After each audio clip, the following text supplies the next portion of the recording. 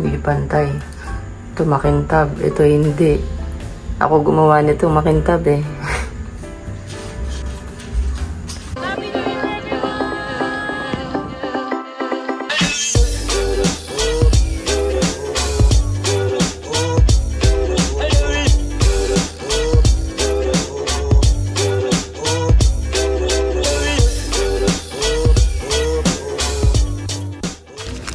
So here we are, guys. I've already installed the blinds over here at the living room.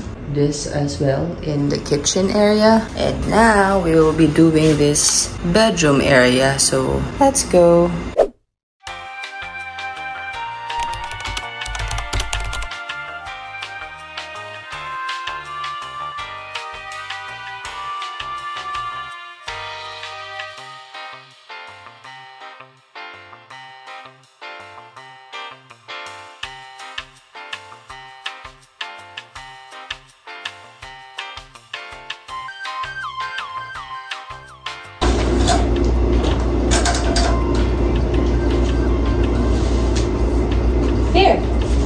Next is the second bedroom.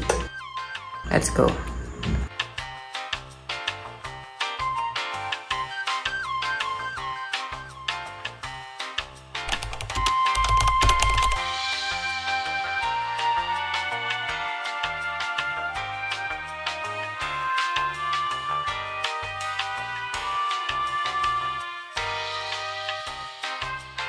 Ta-da!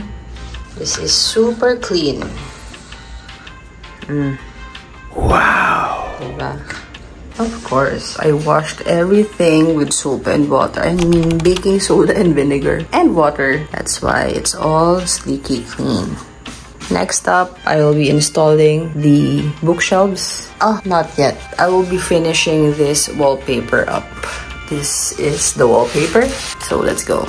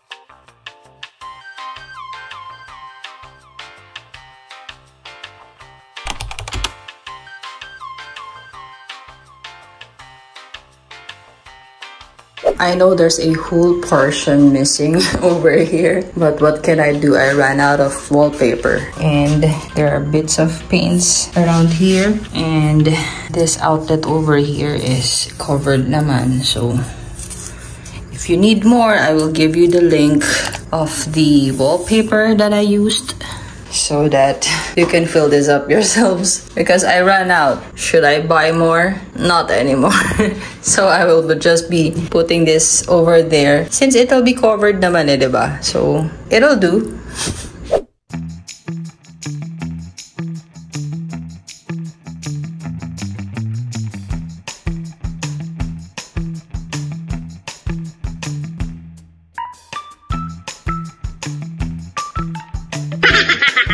There, that's nice, right?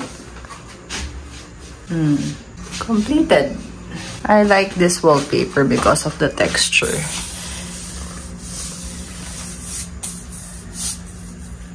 Yeah, diba? Very nice.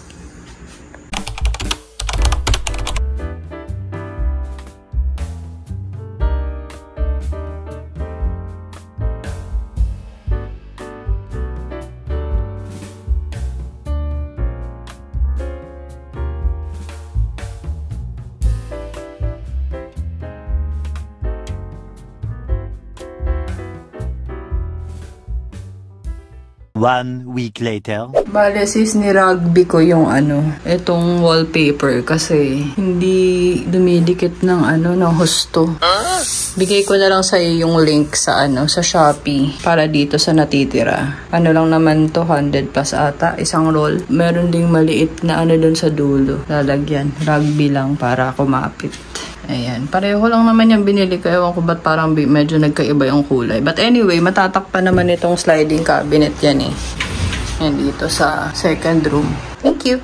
Today is January 5, 2025. Today we will be using this carpet cleaner and deodorizer. Actually, hindi lang to pang carpet eh. I saw Nick Lewis use a carpet cleaner as well for the couch. Yan. Yung kanya sa Amazon pa niya nabili. Si Nick Lewis, guys, yung interior designer na pina-follow ko on YouTube. So, I already removed some of the dirt over here with this carpet cleaner. And the instruction says you should dry it within 1 hour. You let it dry like that for an hour. And here's how this looks in this area. Yan.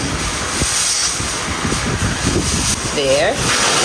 It's just like cleaning your car. And then rub, rub, rub, rub, rub. And then we will be setting the timer for 1 hour. After that, we will be vacuuming this cleaner off.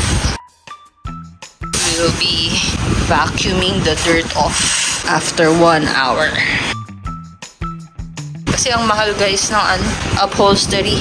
Imagine ito lang, tapos yung couch na nasa bedroom 2. Anong natatanggal?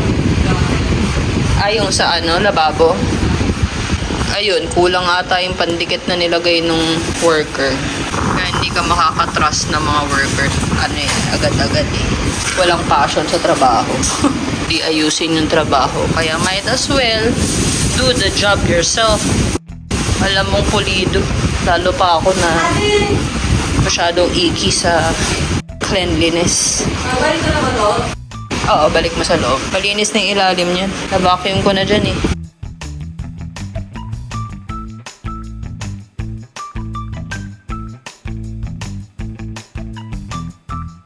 One good tip, guys, is to clean the dirty surface right away. Hindi yung patatagalin mo kasi mas mahirap pagtanggal ng dumi kapag tumagal na siyang nandyan.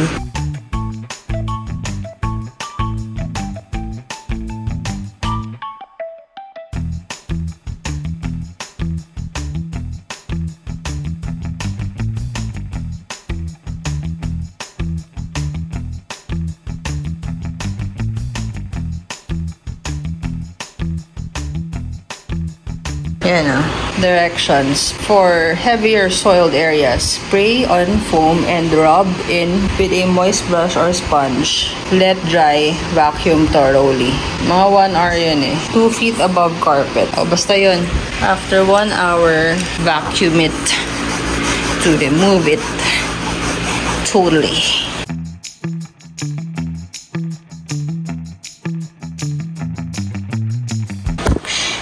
Marathon! Yung marathon. Yoko, boring.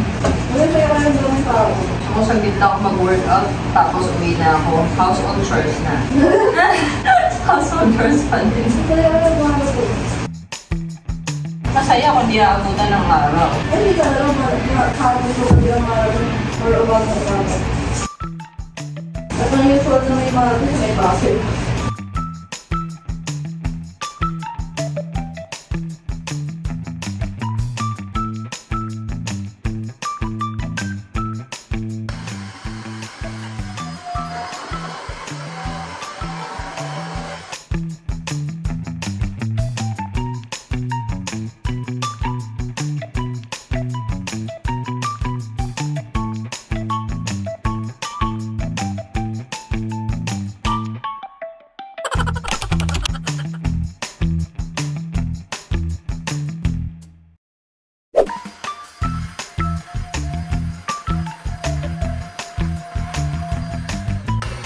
I-baking soda pa natin to. Pero some other time na. Tapos ito papalitan natin ng ano. Pinakita ko sa Shopee yan eh. Nasa cart ko na nga eh. 48 hours later. So we already vacuumed the bed and the curtain as well. Plinansya namin. Yan. So okay na. Si Junakis ang aking katuwang sa paglilinis. Ito, it's either we will wash this off, the dirt, or replace it entirely. It depends. Kung hindi madala sa laba, papalitan namin. Mayroon naman sa Shopee na bibili ng pampalit niyan. So, na-vacuum na rin to. Kahit pa paano, luminis na. Kailangan ulit siguro pasadahan to na. Parang hindi talaga siya Hindi pa na-vacuum ng maayos. Okay. Yung curtain dito na plansya na din. O, diba? Medyo, ano lang siya, bitin. Kasi hinati namin yung mahaba para magamit din. If ever madumi na to. Mapapalitan ng bago. Kaya lang, hindi ko mahanap yung kaputol niya. So, pag nahanap ko, I will let you know. Ngayon, ang gagawin natin is, we will be ironing the curtain for the living area. Yan ang gagawin natin ngayon. So, let's go.